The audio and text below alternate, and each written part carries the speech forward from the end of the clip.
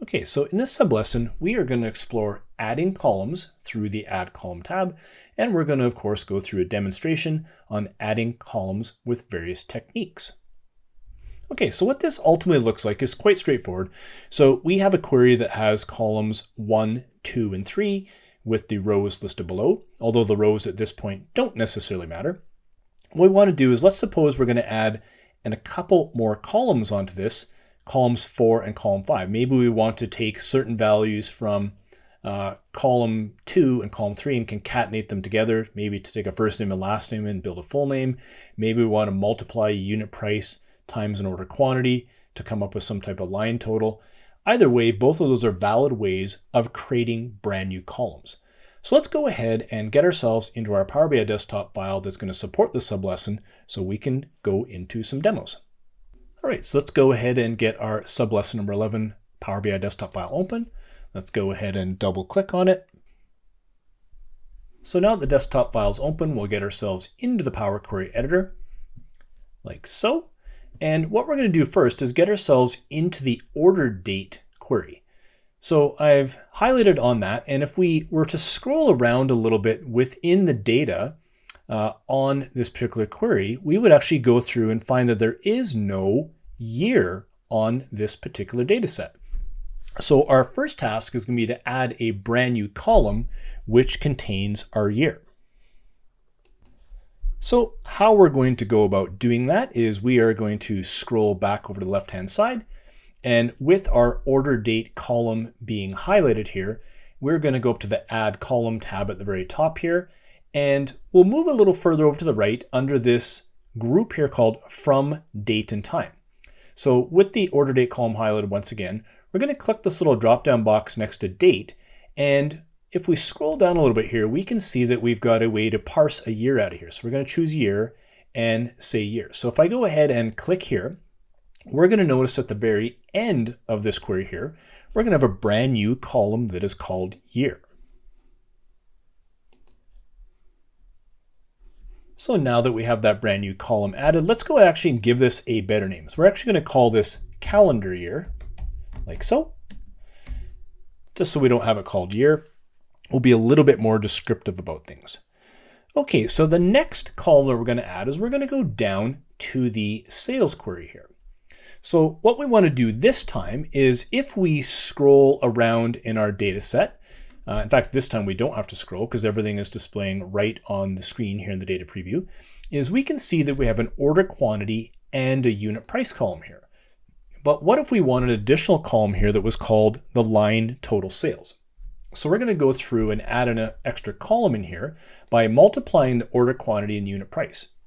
So I clicked the control key, chose order quantity, chose the unit price column, and under the add column, now I can go to the from number group here under the standard grouping of commands here, and I can say multiply. So I can choose multiply, and now it's going to actually go through and multiply those two columns together.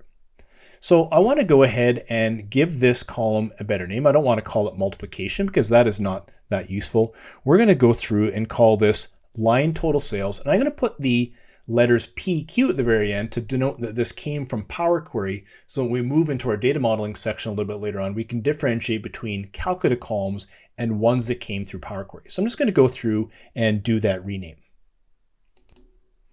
Okay, so I've got my column renamed here. I'm just going to go ahead and hit enter. And now I have, whoops, that was actually in the wrong spot.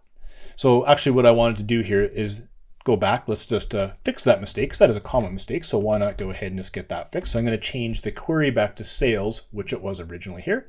And what I wanted to do is go to this column here called multiplication and actually rename it. So what I needed to do is double click on multiplication here, and we're going to call this line total sales, and we're going to put PQ at the very end here just to denote that this value is coming from Power Query. Once again, to contrast with what will be a calculated column a little bit later on.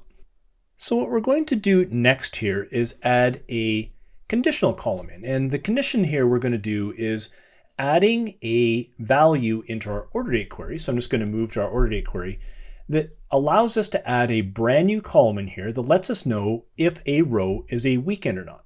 So ultimately what we're going to do is we're going to say if the day number of week is 1, then we're going to call it a weekend. And if the day number of week is 7, then we're going to call that a weekend as well.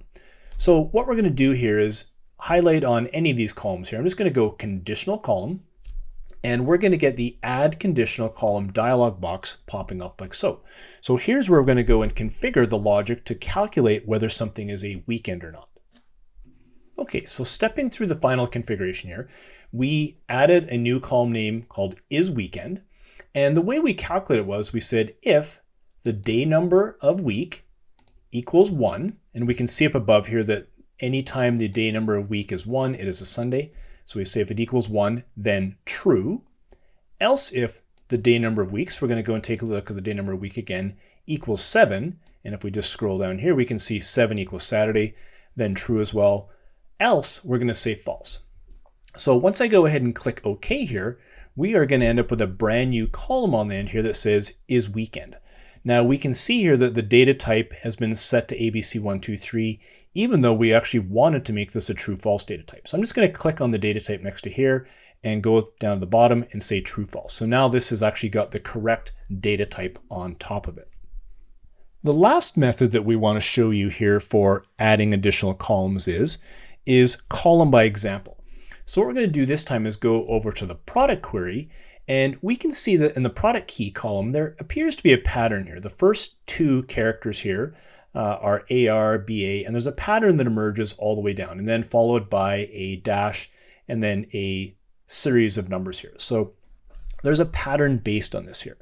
So what we're going to do here is we are going to click on product key and go columns from example. So in add column, the general group columns from example here, we're going to see that a dialog box is brought up. And what we can see is on the right hand side is this column number 1. And what I can do is go over here, and if I just type in the value that we see in the product key there and type in AR, we can see that it is starting to pick the pattern up. So now if I hit enter on AR, we can see that it chose the text before delimiter and was able to pick the first 2 characters out of each one of these and create a brand new column. So what I'm going to do here now is just go ahead and click OK. And now we have a brand new column here called text before delimiter, which is an ultimate we want. We're just going to call this product prefix. Product prefix like that. And there we go.